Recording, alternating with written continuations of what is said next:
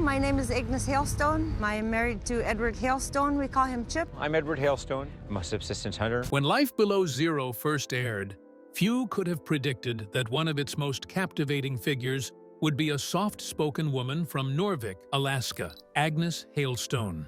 With no thirst for celebrity and no curated social media feed, she quietly became the backbone of the series. But what truly set her apart wasn't just survival. It was something deeper, something etched into every choice she made and every tradition she upheld. Now, with the show drawing to a close, fans are left wondering, what's next for the woman who never played a role, but simply lived her truth? And what hidden moment in her story still has people talking?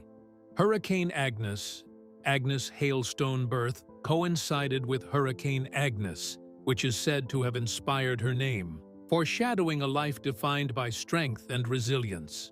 Growing up in this isolated environment, Agnes was immersed in a way of life that has endured for generations among the Inupiaq people. Unlike many children raised in more urbanized regions, Agnes's formative years were grounded not in modern conveniences, but in the rhythms of the land and the traditions passed down through her ancestors.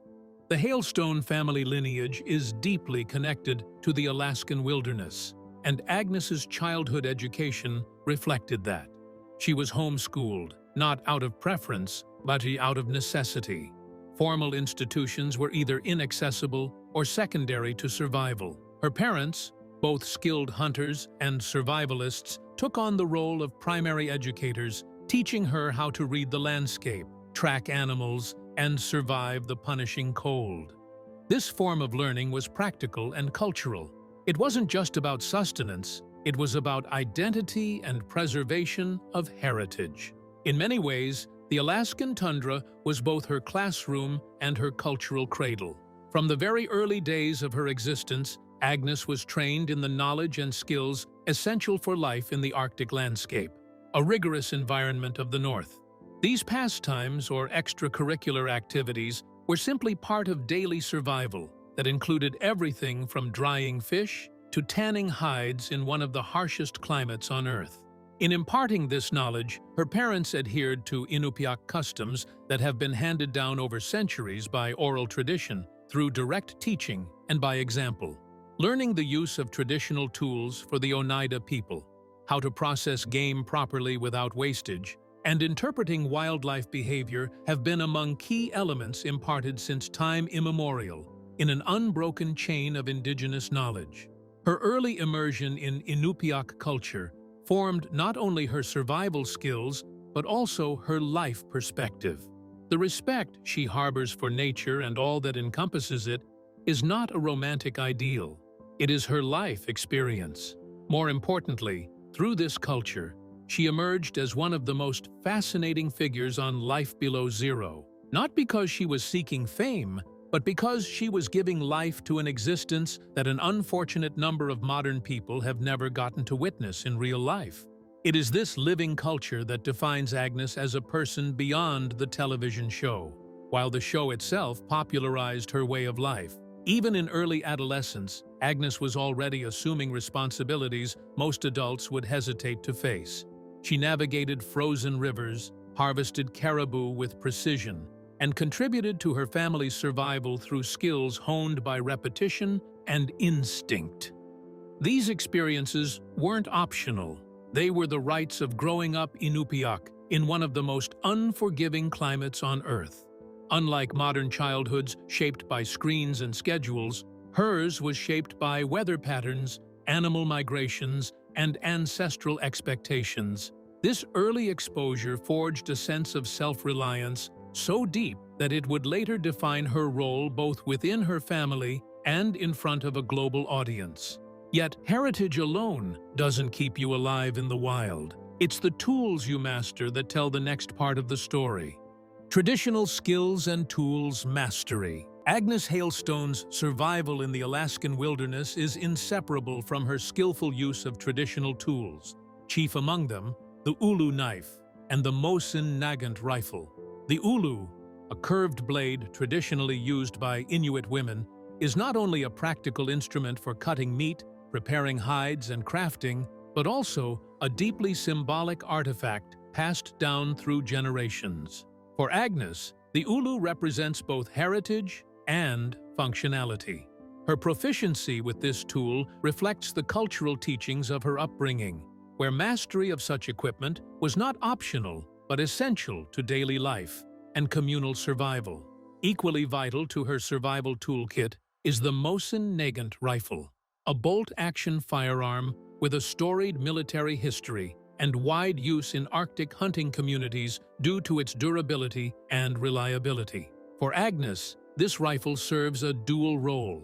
It is a critical hunting instrument for securing food and a symbol of the transition from traditional methods to adaptive modern tools.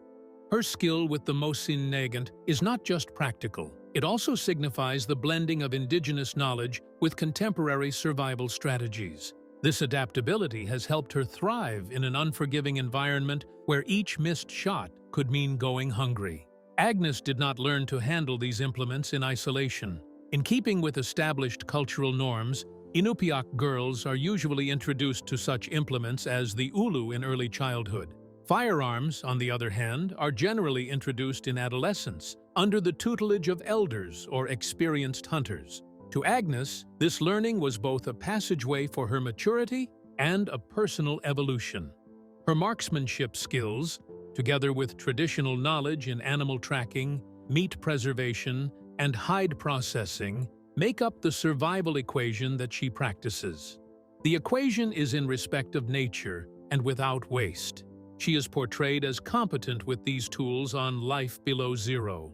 Her viewers especially marvel not only at her precision and confidence, but the solemn respect with which she handles these tools. These tools are her livelihood and serve as an expression of her culture. She is an Inupiaq woman and survivalist. As the show comes to an end, many will wonder if Agnes, through herself, will begin instructing her own children and the local community in these arts, and possibly share more knowledge either in mentorship or on other educational levels beyond the show. Agnes on Life Below Zero. Agnes Hailstone's presence on Life Below Zero was far more than that of a reality TV personality. She was a pillar of the series from its earliest seasons. Since the show's premiere in 2013, she has become one of its most recognized and respected figures, representing not only the resilience required to live in Arctic Alaska, but also the cultural legacy of the Inupiaq people. Her role was not built on dramatics or sensationalism.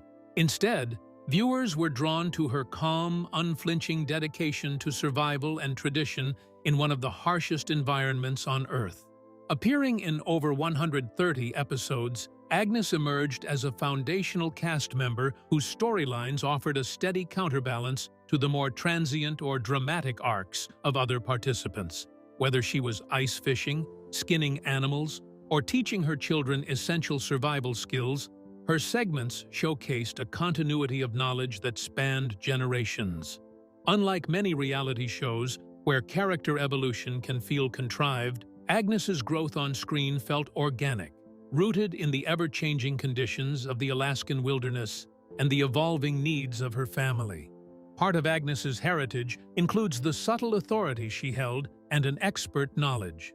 She rarely requested limelight, but it was granted to her on account of her lived experiences and expert knowledge of the environment.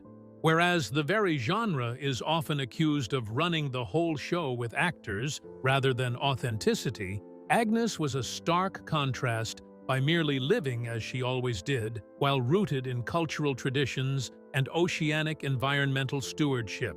Her being there for the viewers meant a great deal. He or she is taken closer to an Arctic survival mindset, which respects the land in a spiritual and ancestral form of regard. The audience resonated at a very deep level with such a display of genuineness, which went to heighten the show's critical reception. Now that Life Below Zero has been officially confirmed to end with Season 23, there remains a long-standing question arising from Agnes's imminent departure. What next for her and for her story? The absence of active social media, combined with no apparent announcements between the lines, leads fans to wonder whether Agnes will continue imparting her knowledge through some other medium or if she will stay her quiet self while still thriving in a land that birthed her. Whatever dawns for her is ahead. Her legacy on the show remains one of integrity, endurance, and cultural pride. Significance of Agnes's facial tattoo. One of the most visually striking and culturally meaningful aspects of Agnes Hailstone's appearance on Life Below Zero is the three-line tattoo on her chin. This traditional Inupiaq tattoo, also referred to as a tattoo band, is far more than decorative. It is a deeply rooted cultural symbol representing a rite of passage, maturity, and resilience. In many Inuit communities, such tattoos are historically received by women upon reaching puberty or after accomplishing significant life milestones, often related to survival skills, marriage, or motherhood. For Agnes, the tattoo is both personal and ancestral, anchoring her identity in thousands of years of indigenous tradition.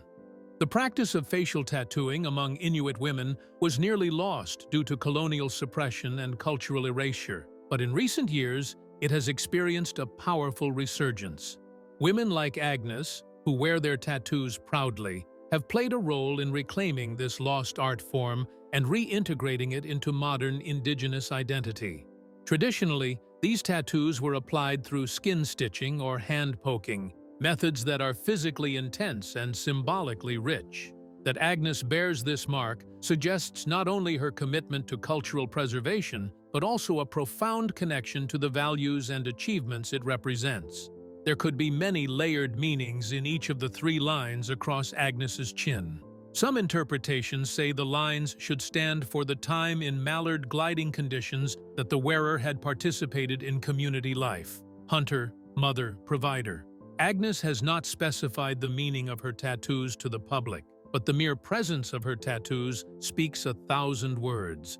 On a show where survival runs simultaneously with identity, this facial tattoo stands as a silent statement of strength and heritage. It also serves as a primer for an audience unfamiliar with Inuit ways, introducing them to a fragment of cultural history seldom seen on mainstream television. With Life Below Zero coming to its denouement, does the tattoo of Agnes continue to buoy the conversation on the visibility and resilience of Indigenous peoples? The revived look into traditional Inuit tattooing might foster broader discussion, as younger Native Alaskan women look to reconnect with their heritage. In the eyes of many viewers, Agnes's tattoo is visually emblematic of her very being and serves as a reminder that surviving in the Arctic is as much about cultural endurance as it is about physical application. Family life and living off the land. Agnes Hailstone's life in the Alaskan wilderness is not a solo endeavor. It is shared with her husband, Chip Hailstone, in a partnership that embodies mutual respect, shared responsibility, and cultural integration.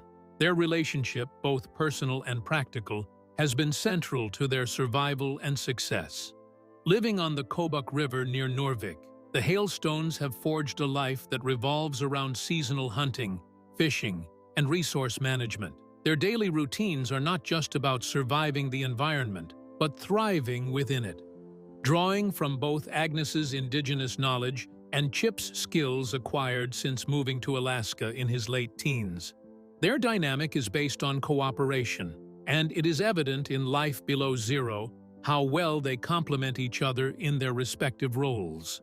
Whether setting traps, skinning animals, or navigating the river by boat, Agnes and Chip work in unison. Each task a reflection of trust and efficiency honed through decades of shared hardship and understanding. Agnes's deep-rooted cultural wisdom often serves as the guiding force, while Chip provides strength and technical experience, blending his Montana upbringing with the subsistence lifestyle he adopted in Alaska. Together, they present a rare portrait of a modern-day family committed to an ancient way of life. Beyond survival, Agnes and Chip are parents to 7 children and raise them with much the same values and practical skills that shape the rest of their lives. Their home is an open-air classroom, wherein lessons in fishing, firearms safety, navigation, and hide tanning are integrated with everyday existence. Agnes herself takes a special place in imparting to the children the traditional Inupiaq ways and in the cultural identity that goes beyond a nutshell or on-camera existence. In other words, it is her motherly guidance that helps ensure that those established methods do not evolve in outright isolation, but instead through the generations to come. Through their longevity on Life Below Zero, the husband and wife shared a compelling story of how a family can be shaped, endure, and flourish in one of the most brutal climates in the world, the land. It is the subsistence living of the Hailstones, along with their choice to eschew modern comforts, keep away from distractions of the internet, and shun conveniences that constitute, for them, very much a cultural expression and resistance against forces that threaten the indigenous traditions. With Life Below Zero ending, one might ponder if the Hailstones will go on sharing their story through some other medium or vanish from public limelight altogether and really get back in the wilderness that has always been their home. Either way, their legacy was carved from obscurity erosion into permanence, as an act of subsistence, living united as one. Just when life seemed steady along the Kobuk River, an unexpected storm forced Agnes to carry the weight of survival alone. Adapting to Chip Hailstone's legal absence. One of the most challenging chapters in Agnes Hailstone's life came in the wake of her husband Chip Hailstone's legal troubles, which culminated in a 15-month prison sentence. Charged with making false statements and perjury related to accusations involving a state trooper and threats against a family member, Chip's incarceration left a significant void, not just in the family, but in their shared subsistence lifestyle. For Agnes, this was more than just the emotional strain of losing a partner. It was a logistical and survival test in the unforgiving wilderness of Alaska, where every able-bodied adult plays a critical role in daily survival. During this period, Agnes had to take on even greater responsibilities. With 7 children to care for and a remote homestead to maintain, she managed hunting, fishing, and resource gathering largely on her own with the help of her older children. Her ability to adapt was a striking display of strength, and one that highlighted her extensive survival knowledge. In interviews and on Life Below Zero, she appeared stoic, but viewers could see the emotional weight she carried, underscored by her comments that even food and coffee didn't taste the same without Chip. These small, personal details painted a broader picture of loss and resilience. Agnes's reaction to Chip's absence showed that she could lead and take care of herself, while simultaneously drawing attention from the public and fans.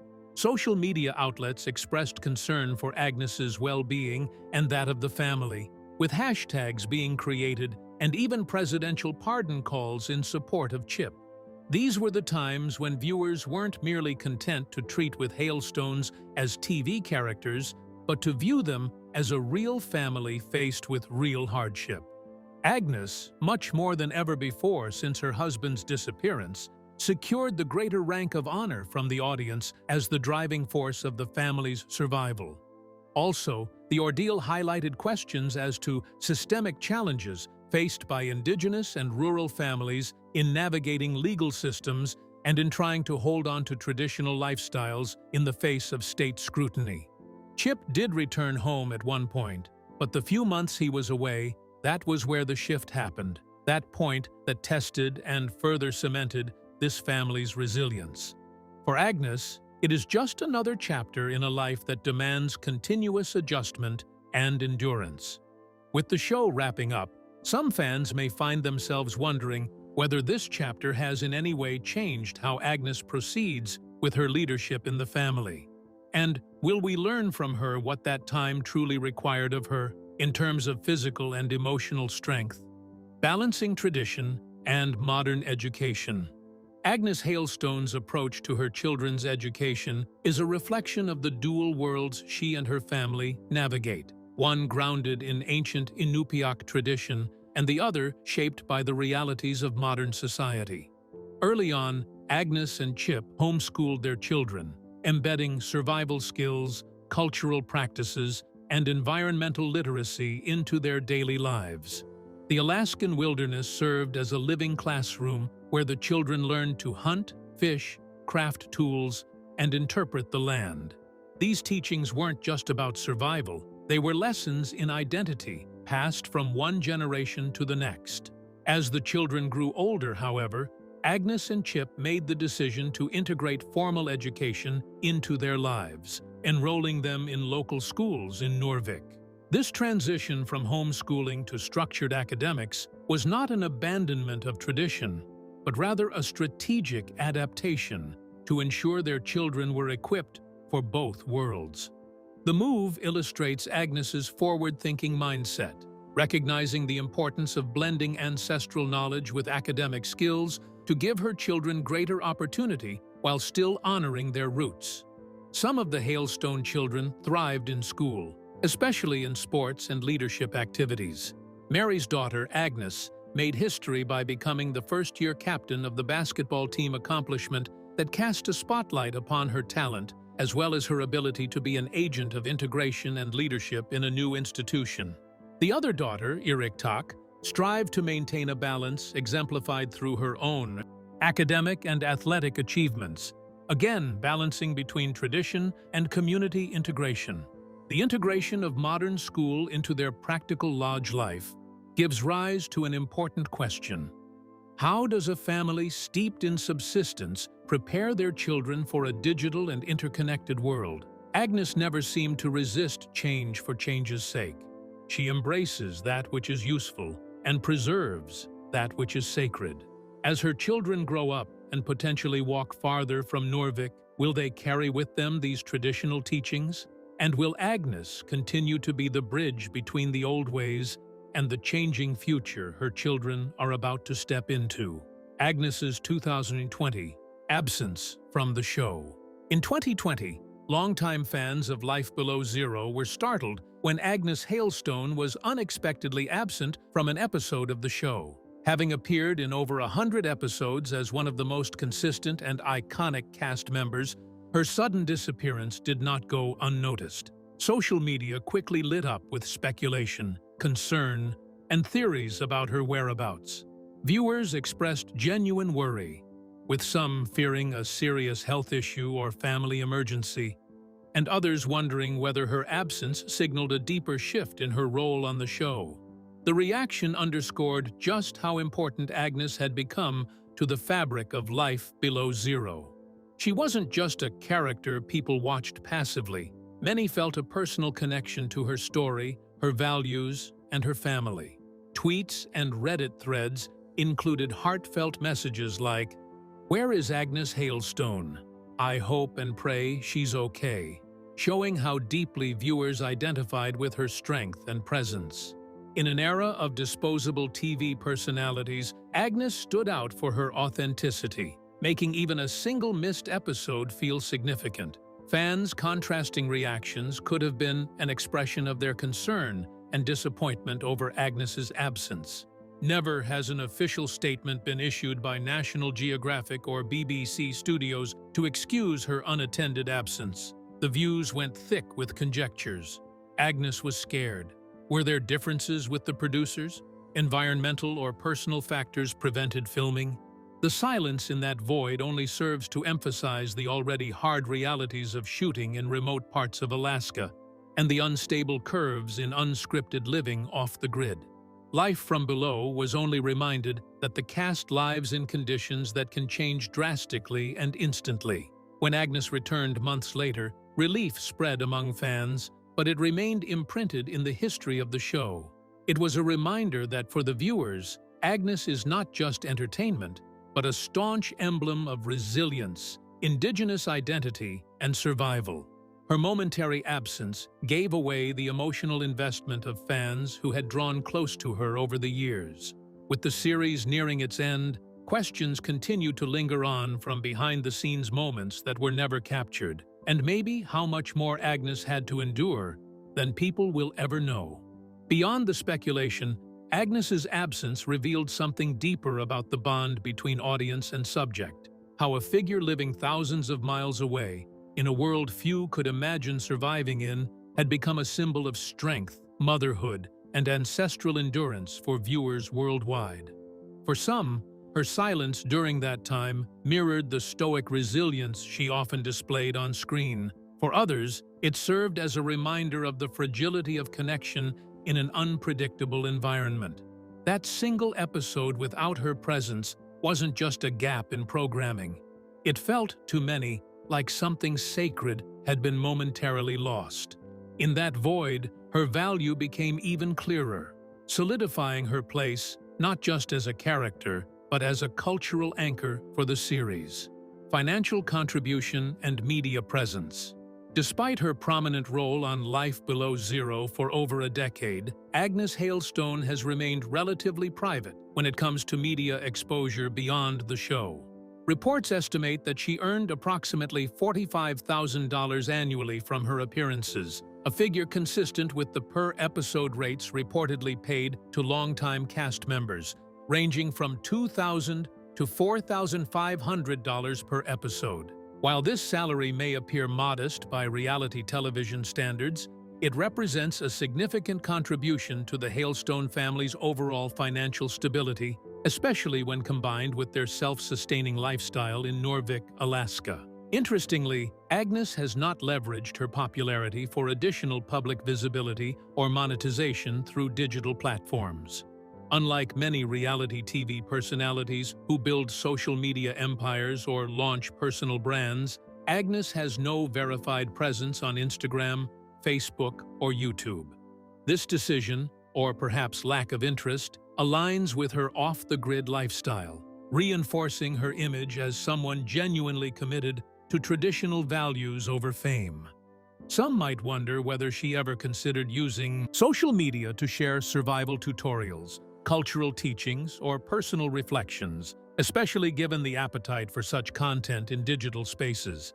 To the contrary, limited efforts have been made by the husband, Chip, toward establishing a media presence outside of the show. He has a few followers on Twitter and even created a YouTube channel to share highlights of life in rural Alaska.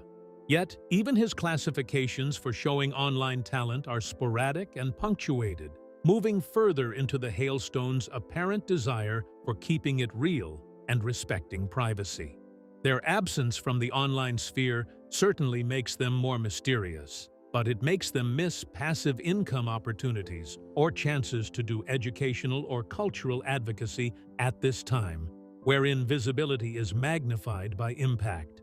As Life Below Zero wraps up its last season, fans are left wondering if Agnes will ever take up digital media to hand down her knowledge beyond television. Could she be involved in making documentaries, writing a memoir, or mentoring Indigenous youth through online platforms? Or will she stick to her established course, concerning herself only with her land, her family, and her culture? Whatever she may decide, financial assistance to her family and her strong on-screen presence have accordingly put her on the map as one of the most genuine and respected personalities in the history of reality TV. As the final credits roll, one question lingers louder than ever. What path will Agnes choose when the cameras stop? Future beyond the series. The cancellation of Life Below Zero after its 23rd season marked more than the end of a long-running reality series.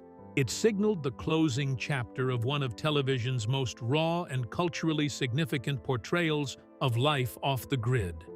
Few cast members encapsulated the soul of the show as completely as Agnes Hailstone.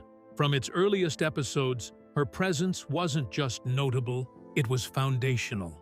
As a real-life survivalist, matriarch, and carrier of Inupiaq tradition, Agnes brought not only authenticity, but emotional gravity to a program that often balanced rugged action with deep cultural narrative. Her voice, demeanor, and way of life resonated with viewers in a way that transcended entertainment. She didn't dramatize the Arctic, she lived it. And through her, audiences experienced a version of Alaska that was intimate, enduring, and spiritual. While the official reasons behind the show's conclusion remain undisclosed, common theories include the mounting logistical challenges of remote filming, increased production costs, shifting programming strategies at National Geographic, and the growing ethical complexities of documenting Indigenous lives for mainstream audiences. As Life Below Zero ends, it leaves behind a significant void in reality television, a genre increasingly dominated by sensationalism and self-promotion. For many fans, the show stood out precisely because of people like Agnes, who never performed for the camera, but instead lived with quiet resolve in one of the harshest environments on Earth. Agnes's future remains a topic of considerable speculation. Without any known social media presence or post-show interviews, she has maintained the same privacy and humility that defined her on screen. Yet her departure invites broader questions. Will she now retreat entirely into the rhythms of subsistence life? Or could this next phase open doors for something new? Advocates of Indigenous knowledge and cultural education have expressed hope that Agnes might engage in community-based storytelling, lend her voice to environmental advocacy, or participate in Indigenous-led media projects. Platforms such as documentary films, tribal education programs, or cultural preservation efforts could offer meaningful paths for her continued influence should she choose them. Still, her historically low media profile suggests that if Agnes does re-emerge publicly, it will be on her own terms and in her own time. What cannot be understated is the legacy Agnes leaves behind. Through Life Below Zero, she offered an unfiltered look into a lifestyle grounded in generational wisdom, sustainability, and reverence for the land, values often overshadowed in modern discourse. Her life became an open book for viewers who had never heard of the Inupiaq people, let alone witnessed how deeply culture, survival, and identity are interwoven in their daily lives. Agnes's scenes taught viewers how to gut a fish or tan a hide, yes, but they also taught them the meaning of patience, resilience, and family. In this way, she became an unintentional ambassador for Indigenous survival and strength, reminding audiences that the real world isn't always where the Wi-Fi is. Ultimately, the series finale may have aired, but Agnes's influence endures. Whether she returns to the full privacy of the tundra or emerges in new, unexpected ways, her story has already left an indelible mark on television history. She is a woman who never sought fame, but earned global respect by living in quiet defiance of modern convenience, and by doing so became a cultural icon. As the final credits fade, fans are left not only with admiration, but anticipation for whatever comes next, and for the lessons Agnes Hailstone may still choose to share. Thanks for watching. If you enjoyed this deep dive into Agnes Hailstone's incredible story, make sure to like the video, subscribe to the channel, and drop a comment sharing your favorite moment or insight. We want to hear your thoughts. Don't forget to click on the next video now showing on the screen for more untold stories from Life Below Zero. See you there.